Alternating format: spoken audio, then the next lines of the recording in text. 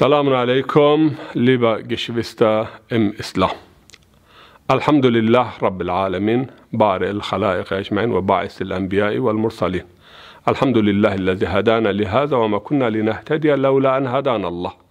Summa as-salatu was-salam wa tahiyyatu wal-ikram ala sayyidina wa nabiyyina wa shafi'i dhunubina Abil Qasim Muhammad wa ala ahli bayti at-tayyibin at-tahirin wa ala ashabihi al-muntajabin. Assalamu alaikum jami'an wa rahmatullahi wa barakatuh. Liebe Geschwister, ich wünsche euch ein gesegnetes Ramazan. Eine Ramazan, in dem wir Gottes Huld empfangen können. Wie Gott erwartet von uns. Wir fasten, wir beten und wir anderen dienen.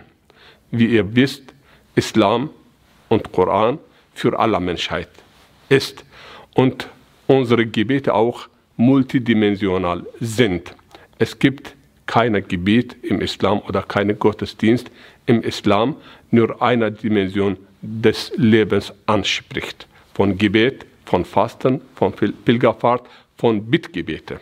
Sogar dieser Monat ist Monat des Gebetes, aber in unserem Gebet auch, wir haben wieder diese Multifunktionen und Multidimensionen. Wir vergessen nicht unsere Toten, wir vergessen nicht arme Leute, wir vergessen nicht kranke Menschen, wir vergessen nicht, was in unserem Umfeld passiert. Und sogar wir vergessen nicht korrupte Menschen. Ich würde gerne ein Bittgebet von Prophet sallallahu alaihi wa sallam vorlesen und danach auch ein paar Sätze von einer Predigung über Monat Ramazan von Prophet werde ich Ihnen weiterleiten. Wir lesen in einem Bittgebet: Allahumma adkhil ala ahli al-qubur as-surur. Wir vergessen nicht unsere Toten und wir bitten Gottes Segen und Gottes Vergebung für unsere Toten. Und nur bitten reicht nicht aus. Für ihre Verzeihung und Vergebung, wir sollten auch andere Menschen, die bedürftig sind, Hilfe leisten. Und auch Koran rezitieren. Und was wir rezitieren, was für gute Taten und Werken ein Kind macht oder eine Nachfolgerschaft macht für die Toten, Gott auch schreibt in ihrem Heft auch einen Punkt. Deswegen, es gibt keine gebrochene Beziehungen zwischen Lebenden und Toten. Allahumma adkhil ala ahli al-qubur as-surur. O Gott, schickt Freude zu den Toten, die in ihre Gräben sind. In ihre Seele sollte gesegnet sein, aber durch unsere Bittgebete und durch unsere Taten. Allahumma aghni kulla faqir.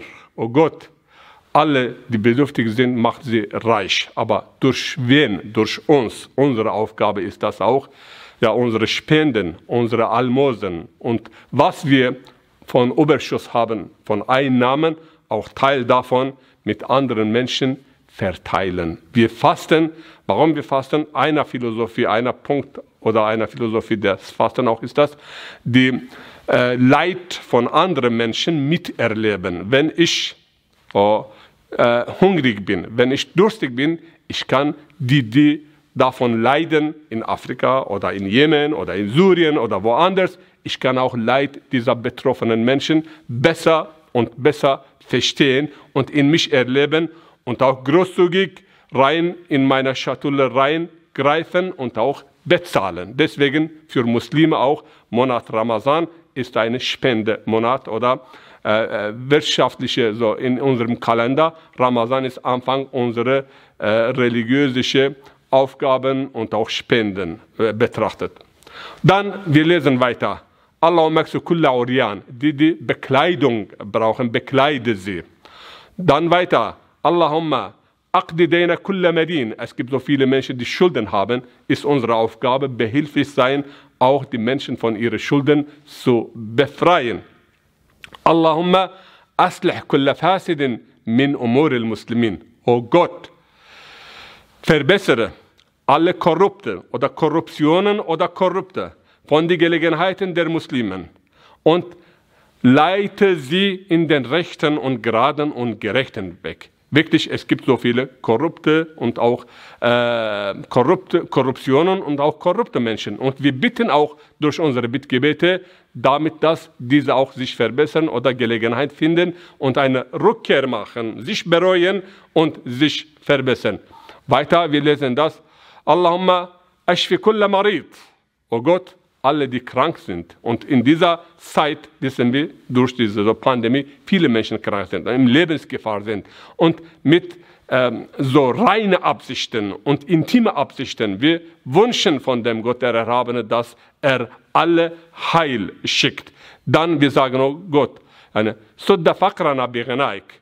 Wir sind Armen. Armen bedeutet nicht im Sinne von materiellen Dingen, auf das auch zählt, aber in vieler Hinsicht, wir sind Armen dem Gott gegenüber. Qul ya ayyuhan nas, antum hul fuqara'u ila Allah, wallahu huwal ghaniyyul hamid. Ihr alle sind arm dem Gott gegenüber. Sie brauchen Gottes Huld und auch Gottes Unterstützung. Allahumma sudda faqrana bi ghinaik wa ghayyir su'a halina bi husni halik. Wenn wir einen so schlechten Zustand haben von deiner Barmherzigkeit und deiner Huld, oh Gott, ändere unseren schlechten Zustand mit einer guten Zustand. Sei uns gegenüber barmherzig.